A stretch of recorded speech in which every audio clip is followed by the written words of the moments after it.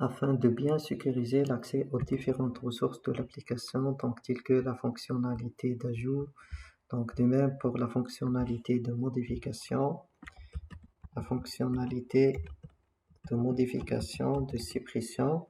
Alors il faut faire donc toujours copier le même code que nous avons mis de la page d'index et de le mettre dans la fonction d'ajout, parce que si je vais essayer d'accéder à form, alors il est accessible. Cependant, quand est-ce que je vais faire sur le test sur index, donc n'est pas accessible.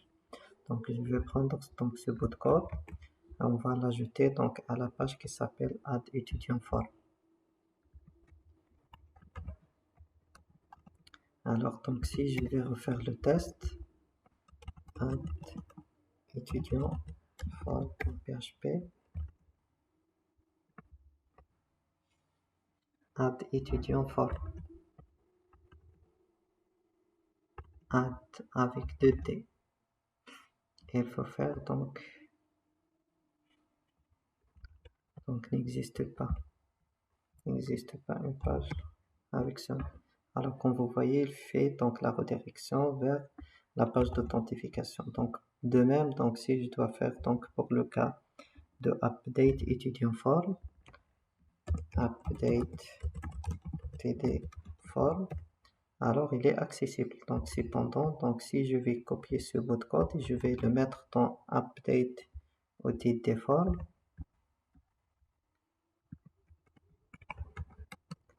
on va refaire le test. Alors comme vous voyez, donc n'est pas accessible. Parfait. Donc pour ne pas faire donc de copier-coller, alors donc je vais créer un fichier qui s'appelle sécurité by session.php et je vais prendre donc ce bout de code.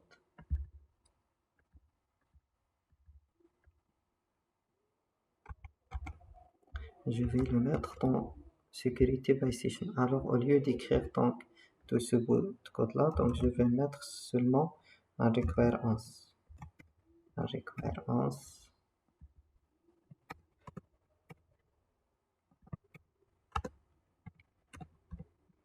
Du fichier qui s'appelle sécurité by session.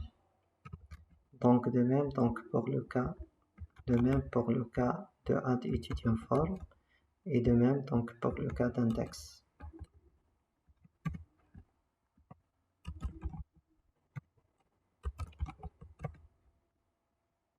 Donc c'est bon, il est accessible en modification, donc de même donc pour le cas d'ajout, le cas d'accueil, etc.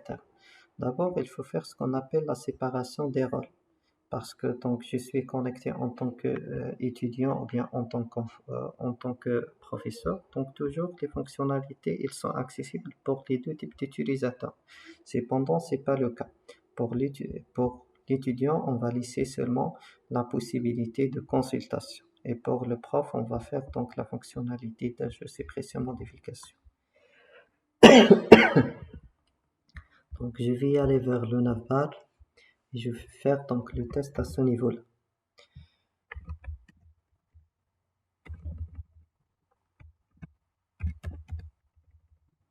Donc puisque le fichier de navbar il est presque inclus dans tous les autres fichiers, alors il faut faire donc le test sur la session. Donc f session, une fonction qui s'appelle session status est égal php. Donc si la session donc n'existe pas, alors la première des choses, il faut créer la session. Parfait. Donc une fois que la session est créée, alors je peux bien faire le test sur la variable de session. Donc f et 7. Comment s'appelle la variable de session? S'appelle session login success. Login success. Donc si la variable donc de session existe, parfait. Donc je vais faire donc d'abord donc le test sur le rôle.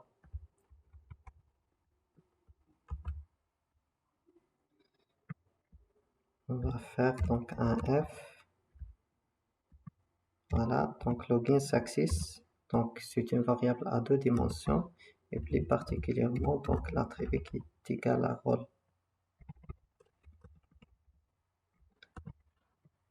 Parfait.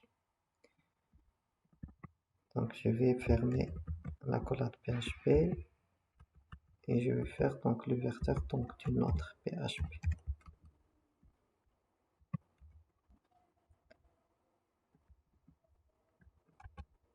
Je vais inclure donc ces deux fonctionnalités. Donc c'est pas les deux, donc seulement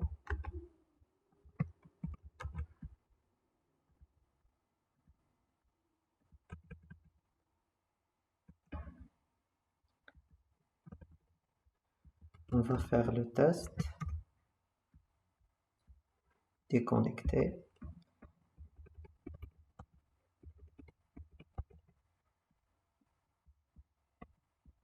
Alors pour le 1, 2, 3, on va faire donc un petit test. 1, 2, 3, 5 est égal.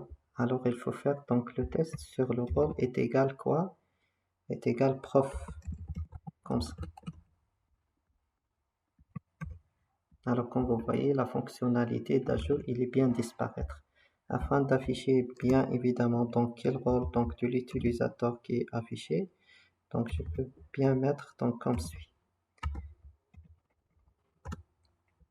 On va afficher donc le tag PHP et on va mettre echo arrobas donc pour ne pas afficher donc le warning et on va faire appel au rôle à cette information.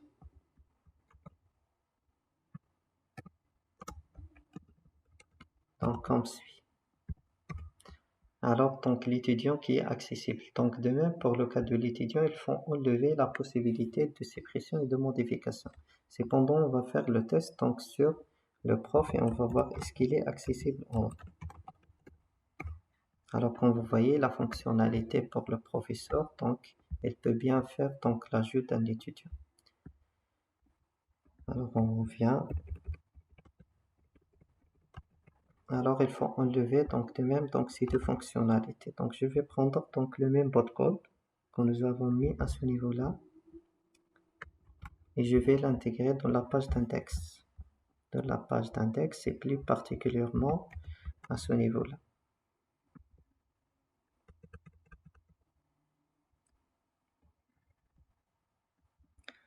Ensuite on va le fermer. Je vais aller vers le navbar. Je vais prendre donc ce bout de code. Je vais le mettre à ce niveau-là. Voilà, comme ça.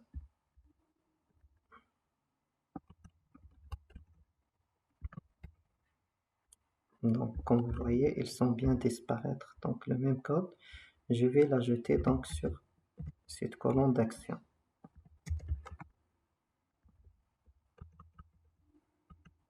Comme ça.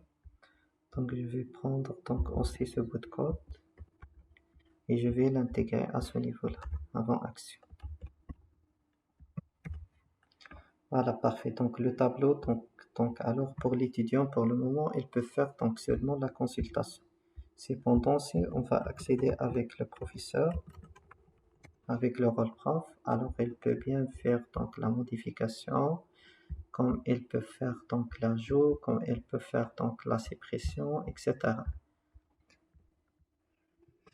Donc, je pense que c'est bon donc pour la gestion des rôles. Il nous reste les deux tasks à faire, les deux cas d'utilisation, à savoir l'intégration d'un formulaire de recherche à ce niveau-là et de faire ce qu'on appelle un système de pagination